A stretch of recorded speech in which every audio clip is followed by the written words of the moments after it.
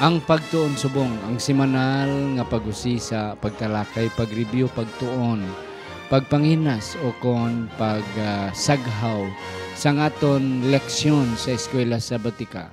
Kaginig na dala sa inyo sang Media Department, Media Ministry Department sang Central Philippine Adventist College Church. Derisa Alegria, Murcia, Negros Occidental. Ako, ang inyo masunson nga host, si Pastor Luisito Tomado. Kag sa siningation, pasalamat kita mga kauturan nga ang aton nga partner, akong partner subong wala sang liwan, kundi ang aton nga dean sa School of Theology diri sa CPAC, Central Philippine Adventist College. Wala sang liwan, kundi si Dr. Victor Montaño. Doc, mayong aga sa imo. Mayong adlaw. Mayong adlaw man, Doc Tomado. Kaga madamong salamat sa imbitasyon nga mangin kaupod naman nimo sa sining nga pagtuon naton. Mga kauturan, salamat Pastor sa imo nga pag-akseptar sa aton invitasyon nga makig-upod sa aton subong. Pastor, hindi naton kalimtan ang mga tao sa likod sang kamera. Si Engineer Frederick Linatan, si Sir Elberita Paya, si Sir Rodel Vargas. Nga ini nga mga tao amo gini ang masunson nga nagasakripisyo.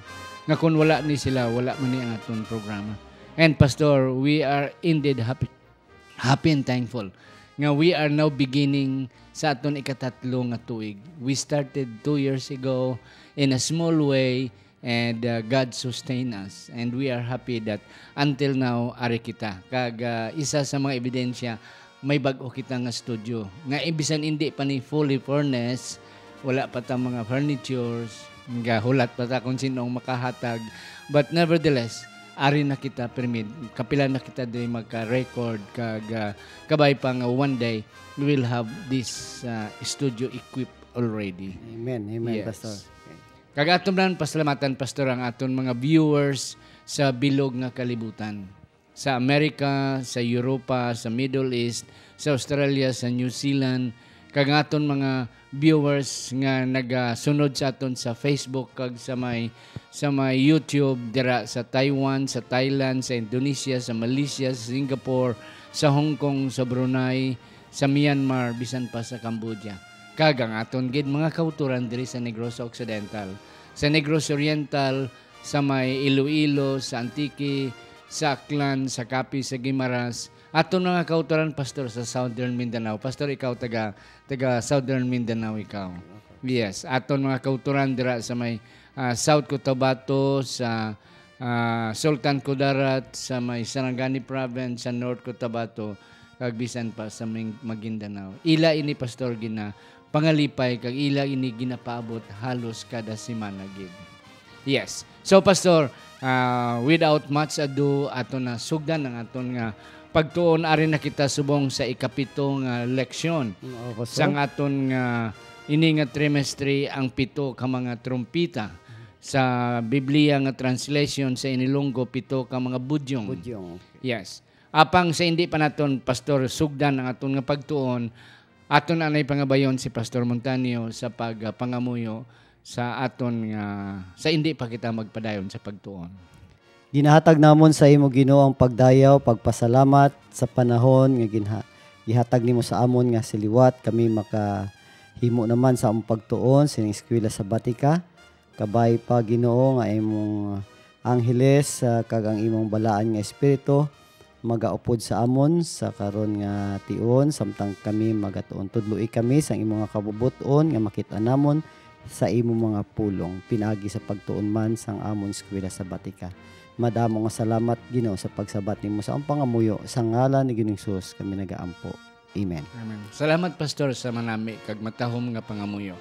Aton na basahon ang aton sadsaran nga teksto nga makita sa Bugna 10 versikulo 7 nga nagasiling kundi nga sa mga adlaw sang pagtawag sang budyong nga patunggon sang ikapitong manugtunda ang tinago sang Dios suno sa ginpahibalo niya sa iya mga ulipon nga mga manalagna matuman.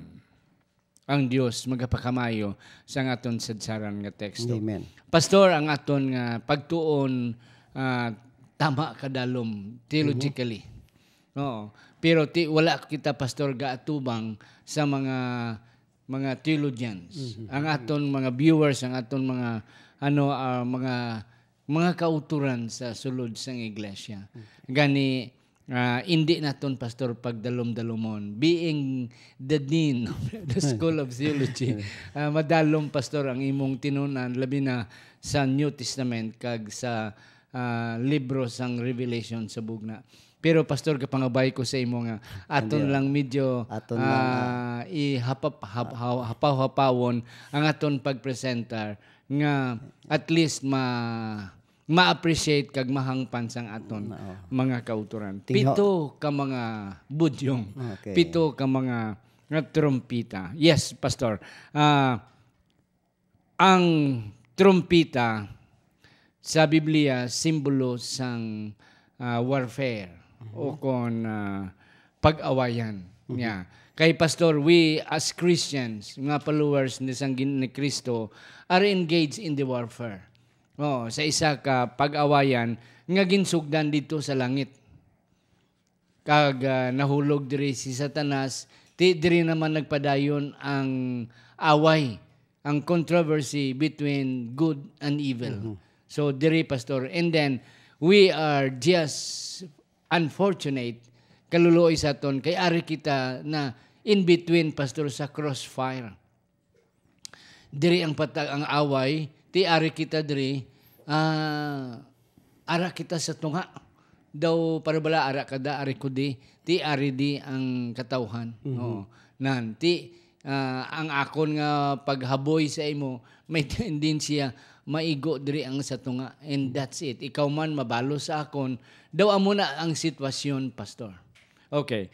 And then ang ikadua nga punto nga sang nagligad nga leksyon, ang mga santos nga nakita ni Juan sa dalom sang altar. Okay, natunan naton pastor sa nagligad nga semana nga ini nga mga tawo, mga ang dugo pastor sa dalom sang altar, our souls, ang mga kalag sang mga inosente nga mga katawan sang Ginoo nga gin pang persecute, gin pamatay. And then nagasinggit sila, how long? San-o pa nimo kami balusan? How long will you avenge our blood? And this is now the answer sang Ginoo. Yes, pastor, ano pang imo nakita diri? Sakto na pastor nga ining aton nga leksyon na hanungod ini sa pito ka trumpeta. Kag kung aton basahon ang introductory scene sang 7 trumpets, sugod sa versikulo 2 pakadto sa versikulo 6, makita naton nga tama ini ka ang konteksto sini. Makita naton nga ara ini siya sa tema sang pangamuyo suno sa ginhambal mo dito sa in which aton nga link ni siya dito sa fifth seal. Atong pangamuyo bala sang mga santo sa idalom sang altar.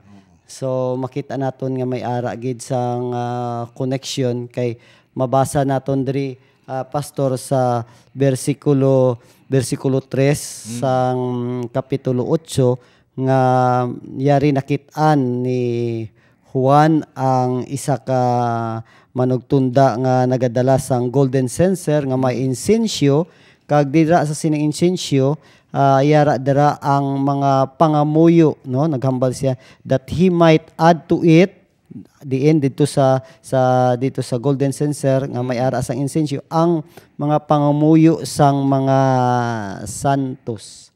So sa bersikulo 3 diri makita naton nga makonect naton ini siya pastor dito sa mutong ginhambal mo kay niya prayer of the saints under the altar. Tungod sa tema sang tema sang ginhambal diri sa introductory scene. Amo ni ang context bala pastor, amo ni ang konteksto nga sa diin dira naton dapat naton matun-an ang pito ka trumpeta kay sa pinaagi sini maghatag ini sang key points or key elements sa mga readers kung paano naton intindihon ang interpretasyon sa pito ka to, trumpeta. Pito ka trumpeta. Okay. Basta. Pastor, ang senaryo nga nakita ni Juan, nga ang pito ka mga angeles, may mga trumpeta sila. And handa na sila, ready na sila sa paghuyop sini. Pero may isa ka manugtunda nga nagsiling nga hindi anay. Oo. And then nakita ni Juan ang ini nga manugtunda nga masiling naton ikawalo nga manugtunda. Iti may pito nga manugtunda kakapot sang ano ni. So ang ikawalo nagkuan nga hindi lang anay pag-huypan ninyo kag ang ini nga manugtunda nakita ni Juan ang mga kalag kag may ano siya may ginakaptan nga atong silimong nga bulawan golden censer. Pastor.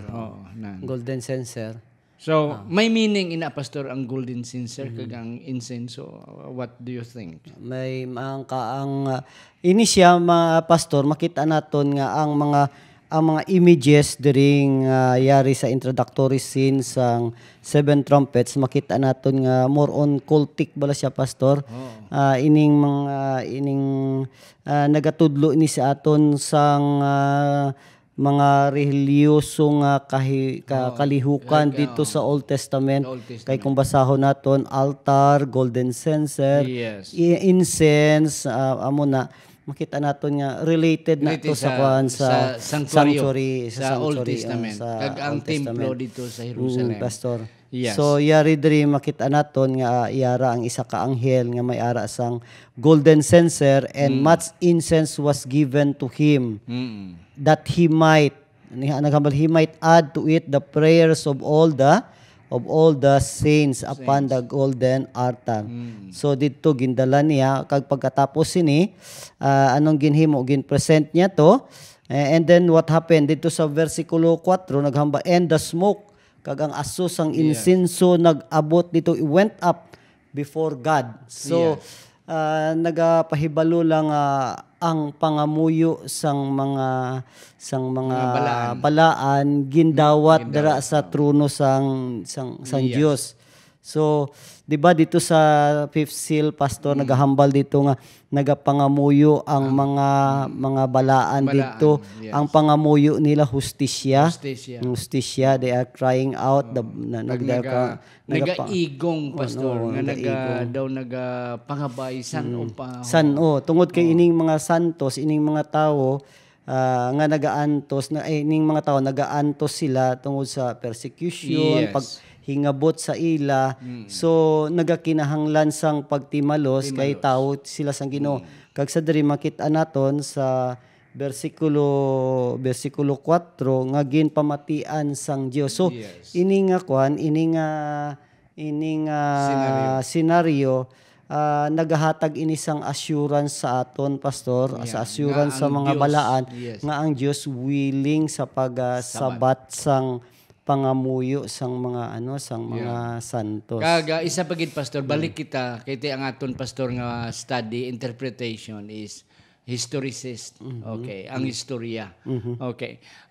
Kung aton balikan pastor ang buluhaton sa daan nga sanctuaryo, may mga pare.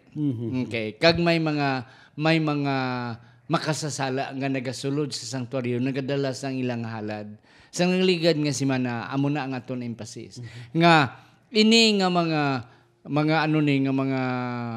halad nila nga mga sapat manok, kanding, karnero, kag kung ikaw manggaranon, baka ang imong ginahalad. Ini pastor sila nga mga halad, mga inosente ni. Wala ni sala pastor ang mga halad, ang makasasala, ang tag-iya sang halad. Ang dugo sina ginaula, ginapatay na sila, kag ginaula ang dugo sa dalom. So amo na ang nakita ni John dito sa langit. Nga dito ang inosente nga mga dugo nagasimbolo sang balaan, sang mga balaan sa mga santos. Okay, kag ina naman nga pare makakuha sang gamay nga dugo, portion of the blood, majority of the blood ginuula dito sa dalom sang altar. Dalo niya na sa sulod sang sanctuaryo kag iya nang iwisik-wisik sa kumbong while asking for forgiveness sang tao nga iya ginpamatian nga nagtuad sang sala. And then may ano sa pastor, may insenso. Duha ka butang ang gamit sang insenso. Ang insenso mahumot na siya nga naga-neutralize ang baho sang dugo. Kaya ang dugo after few hours, one day, mabaho na pastor. So, ang insenso amo na naga-neutralize. Kag ang aso, simbolo nga nagasaka-pasaka sa langit. So, ang prayers, nagasaka sa langit. No. And this is what John saw sang insenso dito sang manugtunda. Nga indeed, ang Ginoo ready na sa pagsabat sang pangabay sang mga inosente nga mga balaan nga ginpamatay, how long you will avenge. San upa kag san upa kami nimo pagasabton. Yes, So pastor. maigadugang ko dira pastor, no? Ina kung aton basahon diri sa bersikulo 5, atong insenso bala, atong insenso, atong censer, golden censer nga ginbutangan sang insenso, kag upod man didto ang mga pangamuyo sang mga santo sa mga balaan nga gin-persecute pastor. Kung aton tanong sa bersikulo 5, may ara sang ginatawag nga reversal. Sa patapos nga gin-offer ato sang anghel dito sa trono sang amay, ang natabo diri ginkargahan adto sang it was filled with fire of the altar.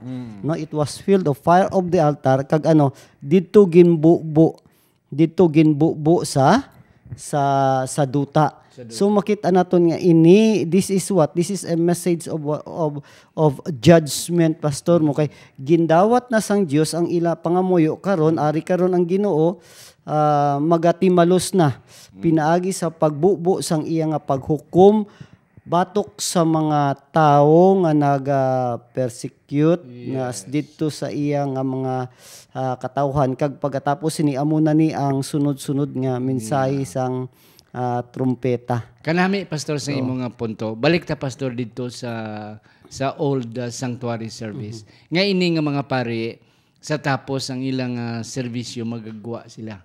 Sa tapos nila gwa ila na ihaboy ang sudlan sang insenso, ang censer dito sa may courtyard.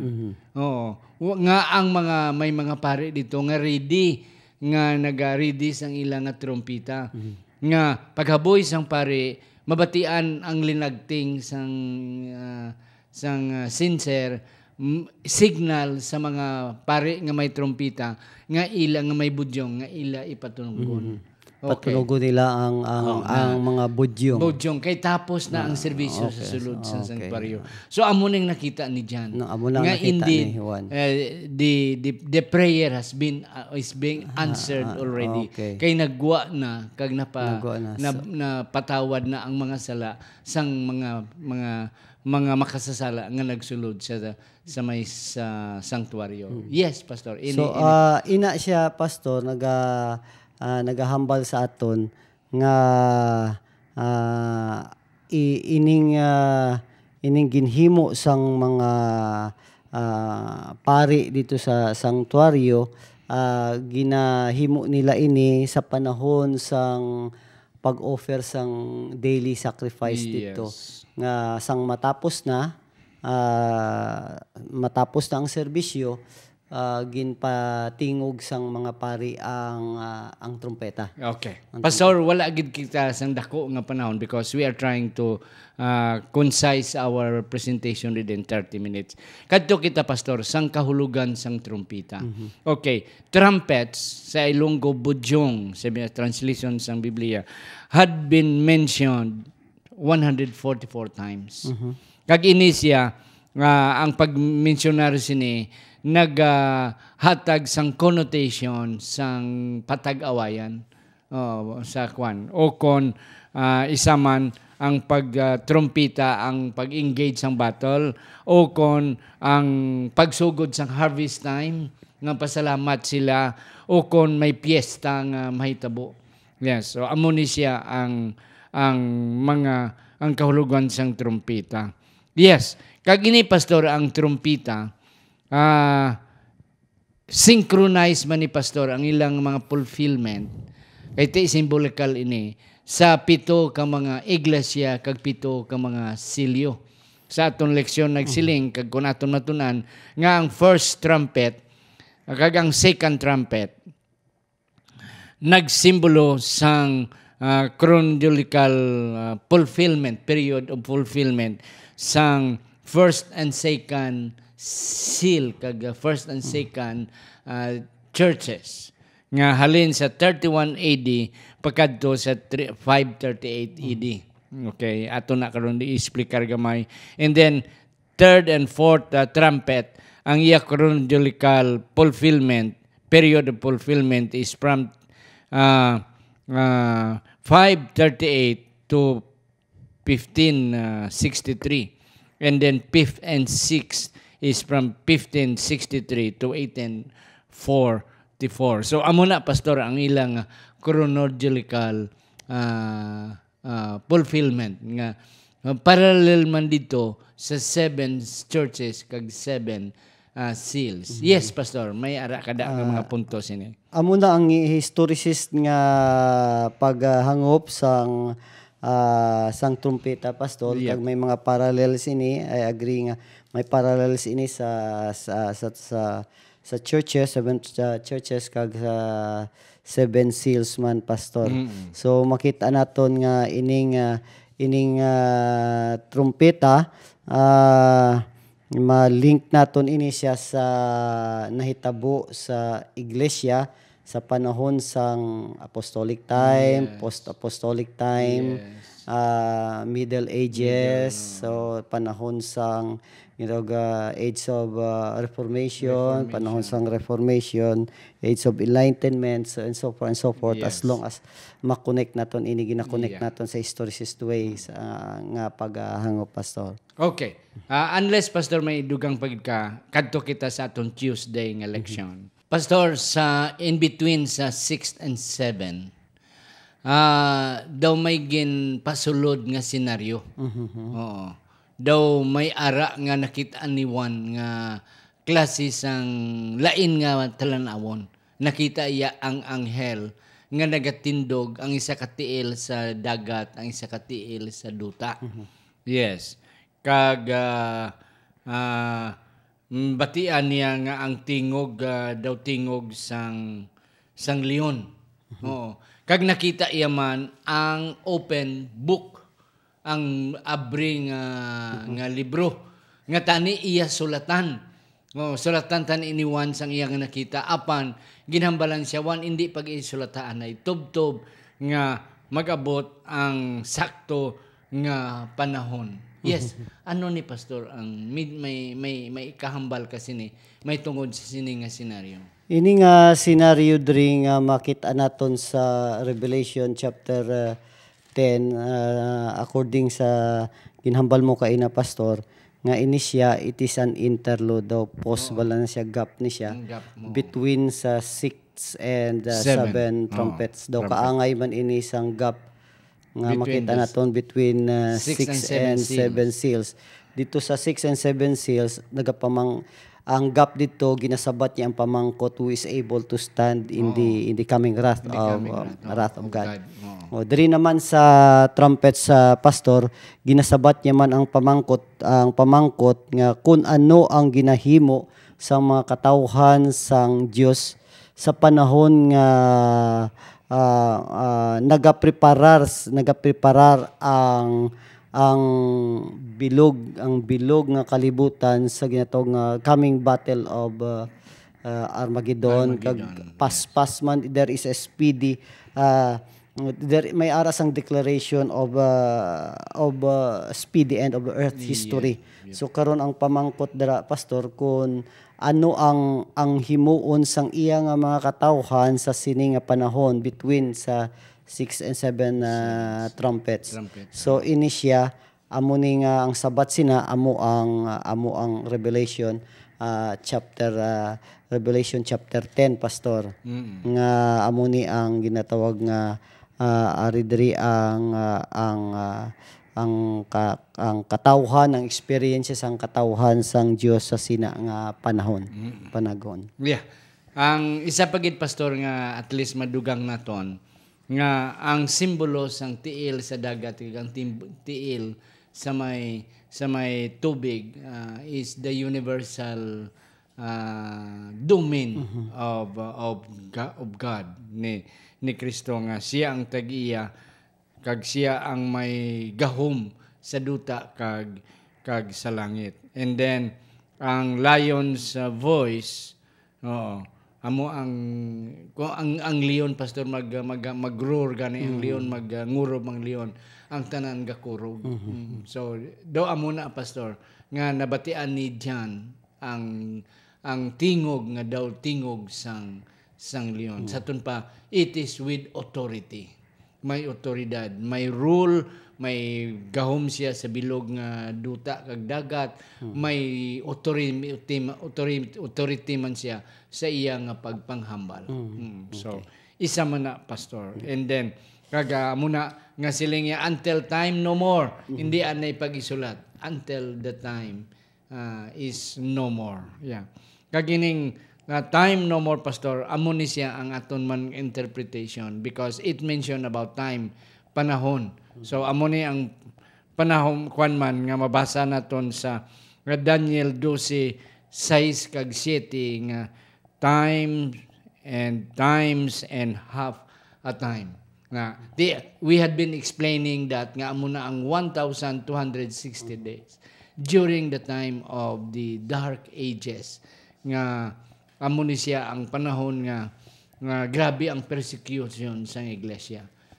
Sa natapos ini pastor nga until siling sang manugtunda hindi pag-isulat until time no more. So ang time no more is the end of the 1,200 days prophecy. Yes, kag amo na ang panahon nga nagsulat, nga isulat. It is appropriate time to start writing. Kag amo ni ang panahon nga sa diin ang reformation nagsugod kag ang pagpangwalis maing balita daw naglabot na sa Amerika kag naggrabe ang lapnag ang pag lakat sang maing balita nga daw leap and bound nga perti ang kadasig sa maing balita. Yes, pastor.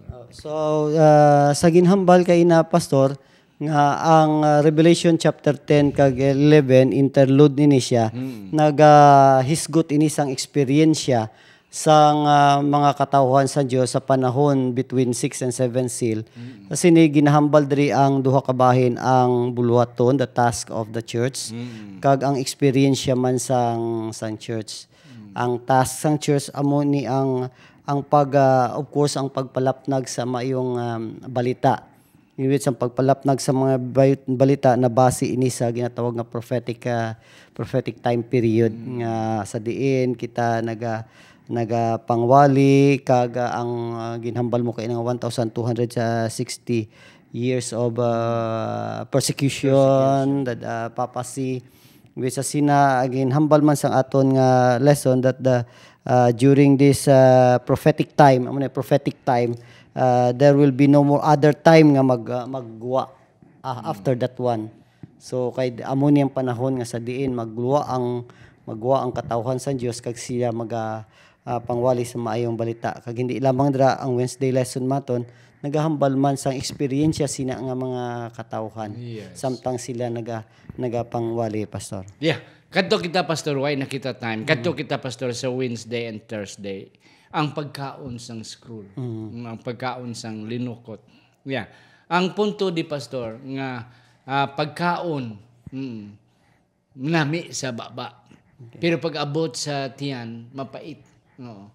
Ang pastor ang interpretasyon sini regarding sa aton nga 1844 makita nato ni sa experience sa mga katawhan sa Dios during that time sa panahon ni Miller during the Advent Awakening nami gid ang aton nga reception pagbaton kag pagpangwali naton pagpangwali sang mga katawhan So kanami kay because tungod kay ini nabase sa perfect time period mo. Yes. So damo may ara sang dako nga pag madako nga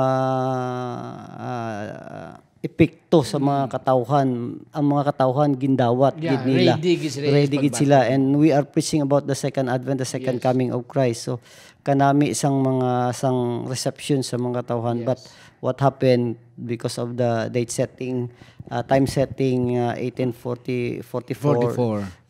wala nag-abot gini si Ginoong Hesus kay lain man ang pag-interpretar sang propesya. So napakya, so it's bitter sa sa tiyan. Nga pag-abot na sang sakto nga time nga ara na sila sa tiyan, na-disappoint sila. And that is the 1844 disappointment. Pastor. Nga tama kapait, Pastor. Yes. Pastor, ari na kita sa Thursday, the two witnesses. Damo pa tani sang aton nga i-share, pero these are just the important points nga aton makuha. Sa Thursday, Pastor, how about the two witnesses? Ano ni Pastor ang imo mahambal diri? Ining two witnesses, it's either ang atong it represents the Bible, both Old and New Testament, and also it represents also the people of God who are called to proclaim the message. Amo ning ginhambal sa aton nga leksyon, Pastor, sang two witnesses diri nga makita naton sa Revelation chapter 11, bilog nga chapter sang verse 11, in which ining two witnesses, they were what? They were harassed and killed, tungod sa, ang pagpangwali nanood sa Biblia. Of course, during the time, there was a time nga gin suppress ini, Pastor. Gin suppress ini. So apang nag-abot man ang panahon nga there was a great revival of the biblical truth. So amo ni ang interpretasyon naton sa ginatawag nga two witnesses. Mga utod, wala gid guro namon mahatag kay ang panahon naton ka tama ka pigado. Pero kami nagapati nga amo nahatag ni Pastor Montaño, Dr. Montaño, ang mga major ka mga lagko nga mga punto nga bisan ako gapati, Pastor, nga wala ginaton matalakay kay kabugat sining leksyon nga tani supposed to be tani duwa ni kasimana nga pagtuon, pero concise lang sa isa ka semana. Pero mga kauturan, kami nagapati kag padayon na kamo mga kauturan sa pagbasa sa inyong Biblia, padayon sa inyong basa sa inyong leksyon. Ang amon ginhimo, nagbulig lang kami sa inyong pag-interpretar kag sa inyong paghangop sa aton leksyon sa sining nga semana. Pastor, yes, last point, Pastor. Ang mahambal ko diri sa lesson naton ining especially sa seven trumpets, mga kauturan or the bizarre ang kuan balaw, makakulugmat nga mga apang ining trumpeta. Kung atong tan-awon sa Biblia, ang trumpeta isa ini ka kalihukan sa Old Testament nga sa panahon nga may ara sang gira, sa ginhambal mo kay na ginatawag ang mga katawhan, sa panahon nga may ara sang mga dalagko o kasadyahan, ginatawag man ang katawhan. Sa panahon nga ara sa dako nga problema ang katawhan sa Dios, ginapatutunog man ang budyong part na ini sang life sang Old Testament. Nga ini nagapahibalo sa ila nga in times nga yara sila sa kapigaduhon kag ara sa kalipay, ang Ginoo naga-remember sa ila. God will always remember them. Kag when God remembers his people, ginaluwas niya ang iyang mga katawhan. Kag amo ini ang natabo man diri sa Revelation chapter 8, okay? Nangamuyo ang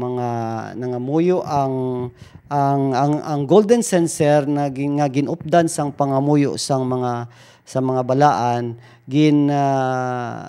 sabat sang aton nga Ginoo. Nag-abot ini sa trono sang Ginoo, ginsabat ini sang Ginoo, nagapahibalo ini sa katawhan sang Dios nga ang Ginoo andam gid sang pagsabat sa aton nga mga Yeah. pangamuyo. Although kung makita naton nga sa aton nga paggiho sa sini nga kalibutan daw ang Ginoo silent bala sa Oo, aton daw nga wala- kinabuhi. daw- Daw wala daw- bala.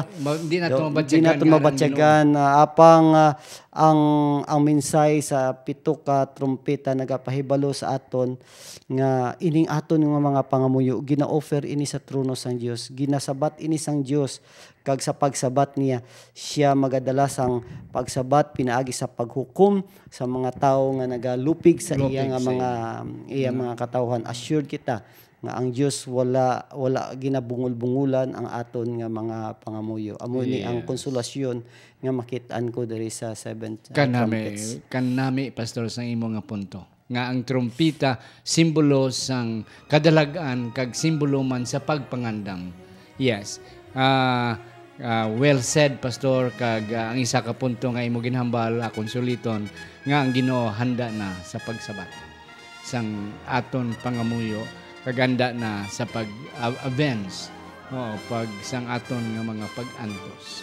Mga kauturan, salamat gid kag kabay pa ang Dios magapakamayo sa aton nga tanan. Aton iduko ang aton mga ulo sa pagpangamuyo. Sa sinigid nga tiyon, Ginoo, nagapasalamat kami sang leksyon nga amon nakuha. Salamat nga ikaw nagahatag sa amon sing panahon nga makatuon sang mga tinago nga mga butang.